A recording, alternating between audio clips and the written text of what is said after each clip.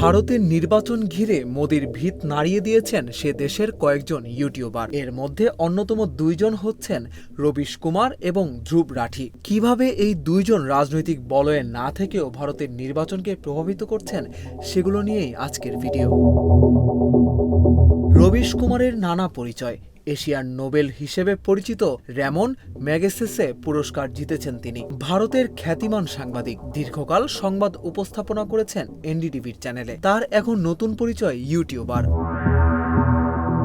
2022 সালের শেষের দিকে নরেন্দ্র মোদীর ঘনিষ্ঠ মিত্র ভারতীয় ধনকুবের গৌতম আদানি যখন এনডিটিভি অধিগ্রহণ করে নেন, তখন চাকরি ছেড়ে দেন রবিশ কুমার। তারপর তিনি স্বাধীন সাংবাদিকতা শুরু করেন ইউটিউবে। তার ইউটিউব চ্যানেলে সাবস্ক্রাইবার এখন 1 কোটিরও বেশি। প্রতি সপ্তাহে 2 কোটির বেশি ভিউ হয় তার চ্যানেলে।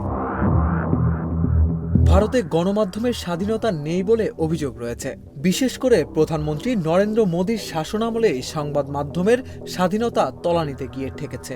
ভারতের বেশিরভাগ গণমাধ্যমের মালিক এখন মোদীর আরেক বন্ধু ও ধনকুবের মুকেশ আম্বানি। ভারতীয় এই ধনী বণিকের প্রতিষ্ঠান রিলায়েন্স ইন্ডাস্ট্রিজ 60টিরও বেশি গণমাধ্যম নিয়ন্ত্রণ করে। ফলে সরকারের সমালোচনা স্থান পায় না এসব গণমাধ্যমে। সাম্প্রতিক সময়ে ভারতের সবচেয়ে আলোচিত ইউটিউবারের নাম ধ্রুব রাঠি। মাত্র 29 বছর বয়সী এই তরুণ এখন ভারতের সবচেয়ে বড় সরকার বিরোধী সমালোচক হয়ে উঠেছেন। তার চ্যানেলের সাবস্ক্রাইবারের সংখ্যা প্রায় 2 কোটি। সম্প্রতি নরেন্দ্র মোদীর একনায়কত্ব নিয়ে বানানো তার একটি ভিডিও 3 কোটিরও বেশিবার দেখা হয়েছে। 2014 সালে নরেন্দ্র মোদী প্রথমবার প্রধানমন্ত্রী নির্বাচিত হন। ওই বছরই দিল্লির পার্শ্ববর্তী হরিয়ানা রাজ্যের এক কৃষক পরিবারের সন্তান রাঠি জার্মানিতে যন্ত্র কৌশল বিষয়ে উচ্চতর পড়াশোনা করতে যান। সেখানে তার ইউটিউব চ্যানেলের যাত্রা শুরু।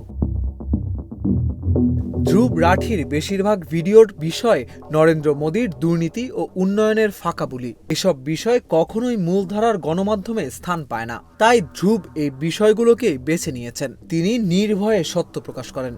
একটি ভিডিওতে এই তরুণ নরেন্দ্র মোদীকে বিশ্বের সবচেয়ে ঘৃণিত স্বৈরশাসক হিটলারের সঙ্গে তুলনা করেছেন। এটিকে দুঃসাহস হিসেবেই দেখছেন বিশ্লেষকেরা।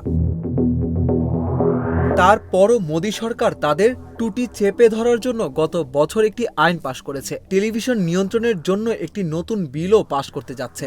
এছাড়া গুগল জানিয়েছে গত বছর তারা ইউটিউব থেকে 2100টিরও বেশি কন্টেন্ট সরিয়ে নেওয়ার জন্য ভারত সরকারের কাছ থেকে অনুরোধ পেয়েছিল।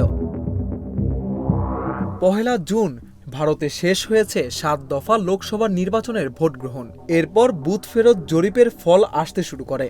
এখন পর্যন্ত বুথ ফেরত জরিপের ফলাফলে দেখা যাচ্ছে মোদীর দল বিজেপির জয় জয়কার। প্রায় সব জরিপেই দাবি করা হচ্ছে তৃতীয় মেয়াদে প্রধানমন্ত্রী হতে যাচ্ছেন নরেন্দ্র মোদী। যদি সত্যি তৃতীয় মেয়াদে ক্ষমতায় বসেন মোদী, তিনি বিরোধী মত দমনে কল্পনার চেয়েও কঠিন হতে পারেন।